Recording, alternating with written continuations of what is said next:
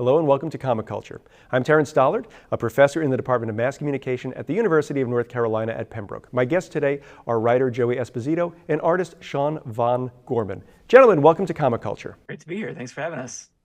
Great to be here. You two are the creative team behind a fun new book called The Pedestrian. So I was wondering if, Joey, if you could tell us a little bit about what The Pedestrian is about. On the surface, The Pedestrian is a story about a hero who never breaks the law to fight crime, ostensibly protecting the citizens of Summer City. But really underneath the surface, it's a character drama using the superhero structure that tells the story about an ancient war brewing linked to the secret history of street signs. We like to call it sort of like a superhero Twin Peaks.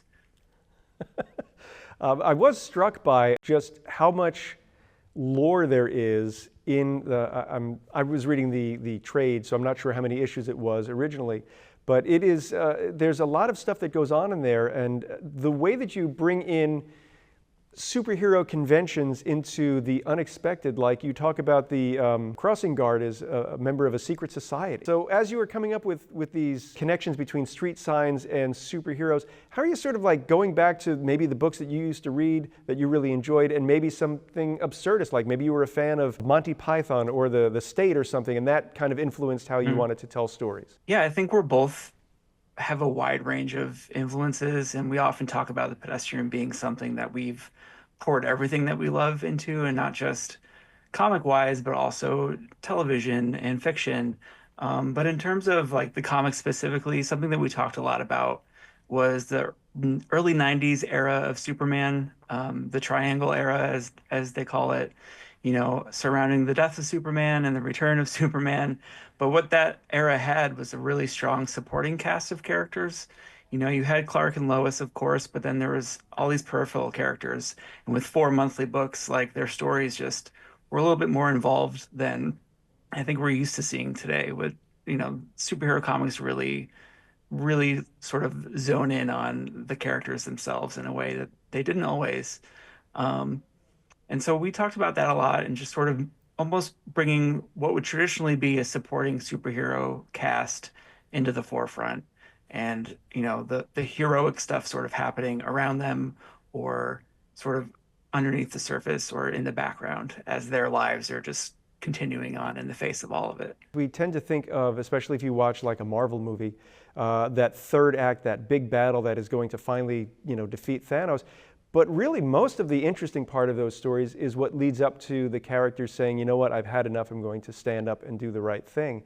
And we do kind of see that in The Pedestrian because, honestly, the idea that a crossing guard is able to figure out right away, yes, I'm part of this ancient order. It's fun the way you're stitching that together.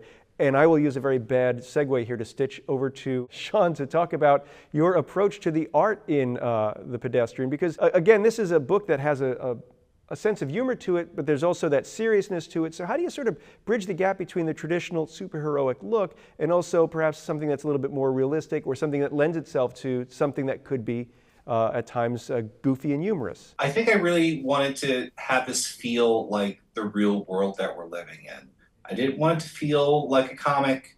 There are comic tropes to it, but I wanted it to feel kind of like Ghostbusters, where this is the world we're living in. This isn't a wacky comedy, except for this one thing.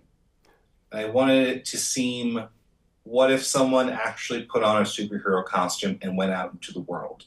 And a lot of the thinking of that went into, what would that look like if someone could just, pick up something really quickly and put it on and kind of look like a superhero and then go out into the night, and then what would they do? Once someone puts their hands on somebody in the real world, you're going to jail. So really a lot of this was put together during lockdown 2020. So a lot of what we're seeing on television seeped into the mix as well, of like social justice, isolation, communities being separated by large corporations, and wanted to bring that into this world and talk about these bigger ideas in this very sort of simplistic good versus evil conversation. And this story is set in a city, and kind of like Metropolis, it's not a real city as far as I know. So As you are sitting down and collaborating with Joey and thinking about what this city should look like and making it a character, how do you sort of find those little pieces that maybe are going to be a real part of what makes this story unique, and another part that's just, it's just a car going by? The visual aspects of this city, I think, are borrowed from Joey and my hometowns, where, they were neighborhoods that used to be very prominent and had fallen on hard times. Businesses closed down, people moving away because it's no longer a good place to live, and kind of bringing those aspects into the visuals here. There's lots of businesses that are run down. People have stopped caring about this community. They're not alive, they're just kind of existing. It's also kind of fun to see the way you sort of design different things. And Joey, I think this goes back to your script as well, and I'll talk a little bit about how the two of you collaborate in a moment, but you have this recurring theme of pizza and pizza delivery, and there's a commercial that pops through. Sean, as you are sitting there and you are coming up with maybe a logo for this pizza chain or what this shop should look like, how much of this is, it's just the pizza shop that I remember growing up, and how much of it is, because it has to be part of this story, I need to put a hint in here on page 2 that by page 50, you're going to say, oh man, how did I miss that? It's not like one of the bigger chains, but pizza was definitely a very big thing for anyone growing up in the 90s, especially corporate pizza. And there was definitely a bleed over in comics, especially in the early 90s with the popularity of the X-Men TV show. For anyone who remembers going to a sit-down Pizza Hut and also getting a VHS tape of the X-Men cartoon as well. So that insidious aspect of you really want this mediocre pizza because we're really selling this to you. And I've always loved the insidiousness of this pizza's better because we have better advertising. The product isn't better, but we're a large faceless corporation and we're going to make you prefer our pizza better than the local pizza you have from the mom and pop shop making it down the block from you. In a way, I mean, when I think about the Pedestrian, it is sort of the mom and pop comic compared to the big three that are, I guess, the Domino's and Papa John's of comics. Now, Joey, you are, obviously working with a collaborative partner. So how do you sort of bridge between what you have in your mind and what Sean can bring to the project, and what the two of you might, hammer out during a discussion to put together a script that is uniquely you, but also uniquely Sean? Well, I think the magic of comics is that it's all born of collaboration. Like unless you're a solo creator doing everything yourself, and even then, there's editors involved, there's marketing people involved, like all that stuff goes into what a final product looks like. But Sean and I have known each other for a long time. And so as far as like collaborators go, we have a very fluid style, especially on the Pedestrian, which began, Sean presented me this character design he had come up with a name. I was like, I don't know, do you think you can do anything with this? And I was like, yes. And I had a million ideas. And then we just sort of go from there. And, I'll write a bunch of stuff. We'll talk about it. He'll give me his thoughts. Or like, oh, I was kind of thinking maybe this would be different here. And then I'll adjust until we're at a place where we're both happy. We're both saying what we want to say with the characters and with the story. And the end result is just something that neither of us would have arrived at without the other. And I think that's why I love making comics, and that's what makes this project in particular so fun to work on, but also like very meaningful to us. There's a lot of work that has to go into creating a comic before you can actually start to create a comic, if that makes sense. So, in that time of, I guess during the pandemic, during that lockdown, the two of you might be talking about this idea and how to put it all together. How much work are you doing before you go to an editor or to a publisher and say, look, we've got this great idea? Too much, I would say. It's especially when you're starting out. And, this hasn't changed. Like, Pedestrian's done pretty well for us, but it's still, every project you see, like, the book coming out is the tip of the iceberg, and then underneath the water is just all of the heavy lifting that's gone into it, from, not just writing the script and drawing the pages. It's developing a pitch deck. It's developing a pitch proposal that does a complete synopsis of everything that happens issue to issue. It's doing character designs. It's doing like a marketing beat sheet so we can show people that we know how to sell this book, because that is, our book is a little bit weird. It was a question that came up time and again, is like, we love this, but we don't know how to sell it. And so eventually we just came up with that plan ourselves, and we're like, and here are some ideas on how to sell this. So there's a lot of unpaid heavy lifting that goes into any project, but for us, this was a big one. It's definitely the most persistent I felt we've been in a project, and really validating to have it finally come out and people seem to dig it. It is a fun read. The story is very clever. The art is very slick, and again, storytelling is clear and a lot of fun to read through. And Sean, I'm just wondering, you are an artist. You are working at a drawing board or a table, a tablet all day.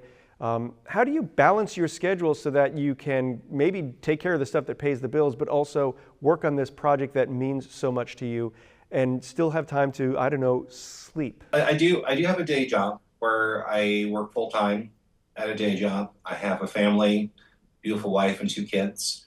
And the thing I try to do is I always try to chase the things that will make me happy. And I don't try to chase down projects for a paycheck. I only try and work on things that I would enjoy or think I could bring something to. So sometimes there's a balance between that. Maybe sometimes it will be like a high profile thing where, I'm working on a book with a rapper right now. I've got another project in development with some acting talent. But at the core of it, it's things that are weird that I think I could bring something to. I don't see myself as a traditional comic artist. I don't see myself as the big 2 DC Marvel guy, although we do have some ideas for those if you're watching DC or Marvel. I found it's best to not get yourself in a situation or work on a project that is not going to bring you joy. The projects that only give you a decent paycheck are always the most soul-crushing, and it's very hard to, inspire that within yourself to get that juice flowing when your mental health is so dependent on getting that workout that you should only chase things that you think are going to make you happy. Don't chase the awards, make the awards chase you. Joey mentioned that you came to him with a sketch of the Pedestrian, and yet in this book, the Pedestrian is featured probably the least out of all of the characters. I mean, he is there and he is driving the action in so much as the other characters are doing something to find out, to solve a mystery, essentially.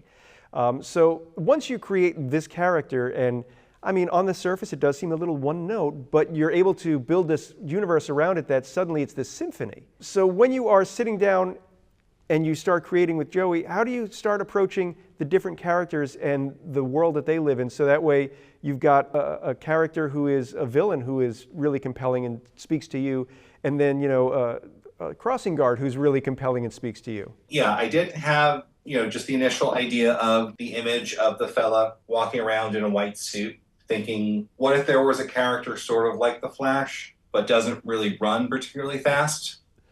Maybe just walks really well, sort of like take like a New York City kid and put them in the suburbs. Like they could walk to that 7-Eleven and that would be seen as a superpower. And I had the design, had the name, the Pedestrian, and Justice Has the Right of Way. An idea of like maybe he just walks at real time, chasing down people, and not more than maybe would work for maybe like a comic strip or a couple of bits. And remembering a couple years ago, Joey and I worked on a book called Pawn Shop, which was a day in the life in New York City from 4 different perspectives, and each chapter was a different perspective of the events of that day. And remembering how great Joey was at writing these really rich, believable characters, that's when I brought this to Joey to say, do you think you could do something with this? And he had lots of ideas. We started talking a little bit, and then lockdown happened, and then we had a chance to really kind of work on this unencumbered, thinking cons aren't a thing anymore. What are we going to do now? And also remembering that after Pawn Shop had come out, it had been an indie darling. It had got a little bit of heat for us, but that next project never really took off, where Joey mentioned, a lot of the work, most of the work you do for the project comes in the pitch. So you're essentially making the book, but only producing 6 pages of it, and then waiting for permission from a publisher to go ahead and make that thing. We didn't want to do that anymore. So we said, F those guys, you can either help us out or get out of our way. We're making this book and no one's going to stop us. And we worked on it in secret for a year. We didn't show anyone, just a pure creative vacuum where we produced probably the first 2.5 pages of content of like what would be the first 2 print issues before we even started showing it to anybody. Where at the end of that, we were like, this is pretty good. Let's not just put this out. Let's show this to every publisher we can. And showing this to other creatives like Mike Allred, Dean Haspiel, both dug it and said they would do covers for us. And then we showed it to every single publisher looking at pitches at the time. We either had contacts or we kicked doors open. We did the legwork of getting those contacts. Everyone passed. Where we got to a point where we were at C2E2 a couple years ago having dinner, like, what are we doing here? And then we were just like, the publisher we need doesn't exist yet. And then shortly later, that's when Magma Comics started existing, and Bobby, who was at IDW, who saw Pedestrian back when he was at IDW, that was our first publisher we pitched it to, in a very roundabout way of like having to go on this journey and develop this work and develop what we were doing with this. We sold a 6-page ash can of just the first little bit for $10 a pop at shows for years, where we either sold or gave away 300 to 400 copies of this thing to other creators and shops, and building up this goodwill before it ever became a thing. There's a whole other side of comics beyond what we consumers get to learn about.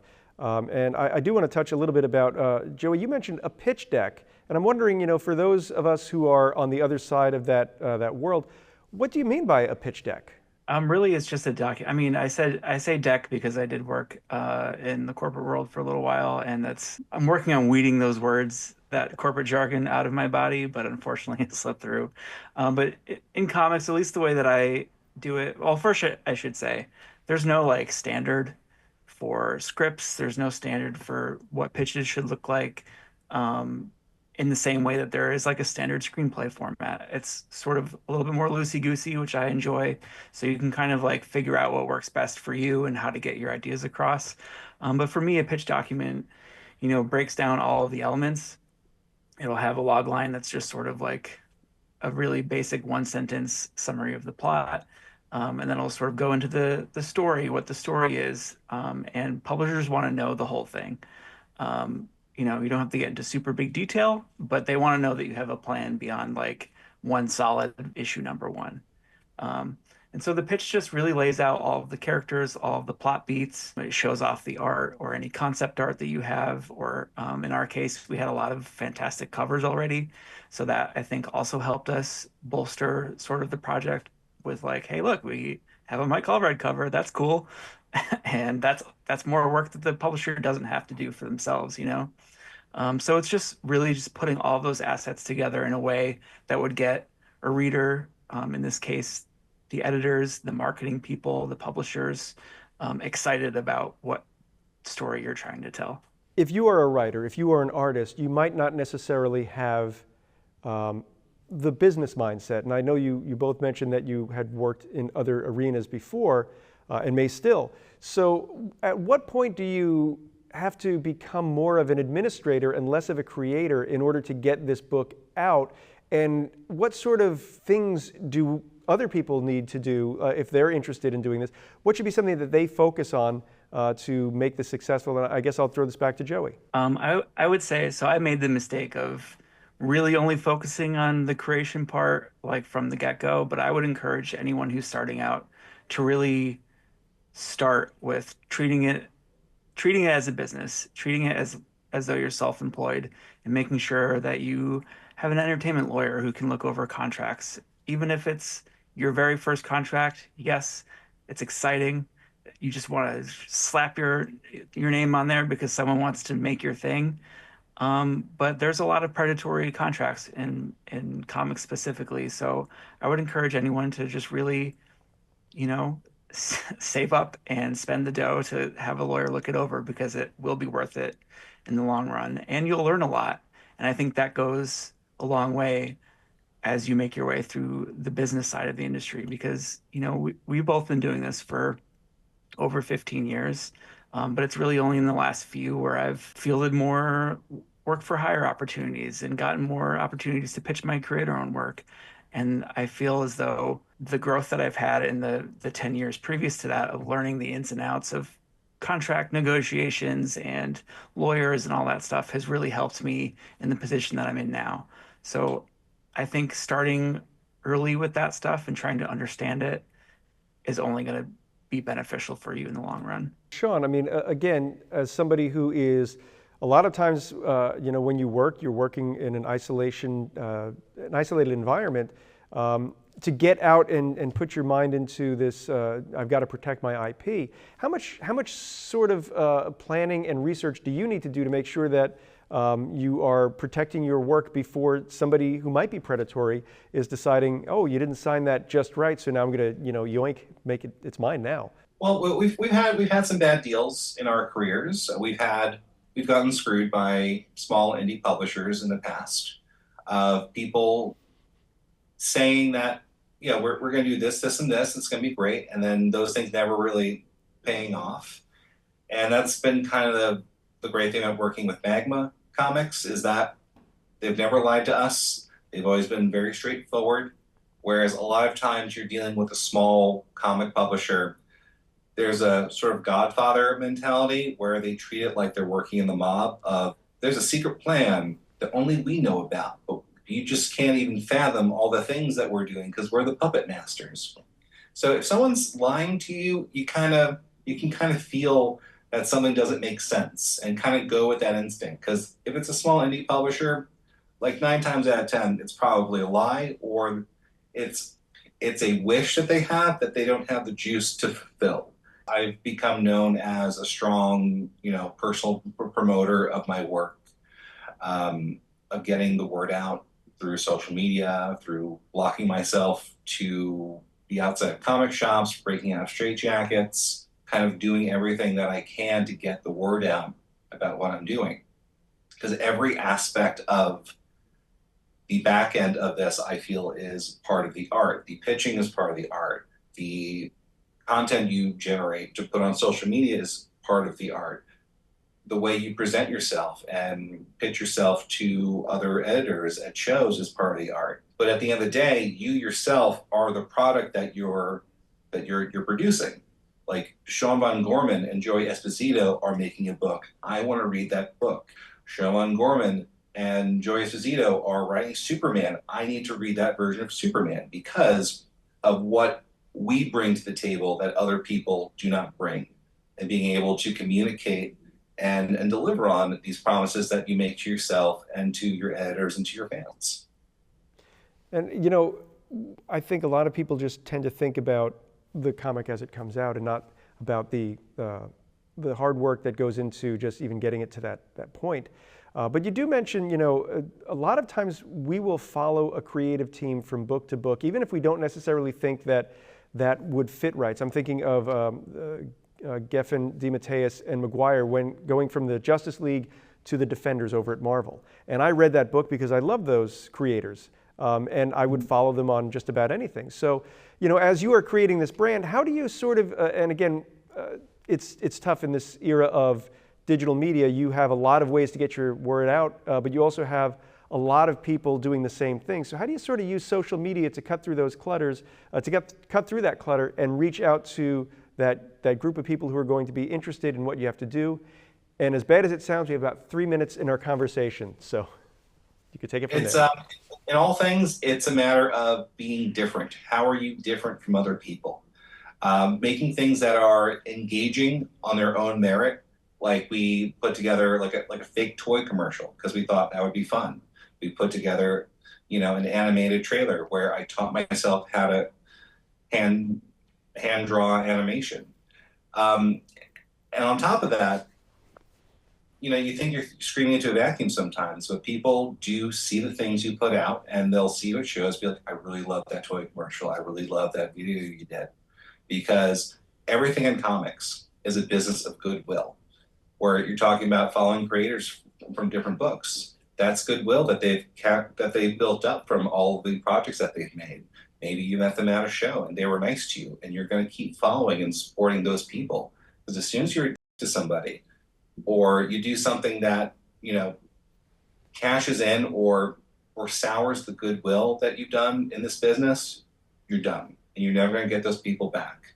So you just have to remember to show your appreciation for the people who read your work and support your stuff. And if you're watching, thank you so much for your support, especially to viewers like you and all the people who read our books, because we would not be able to put these out until you pick them up. And thank you. Joey, if the folks at home wanted to find out more about you or the Pedestrian, where can they find you online?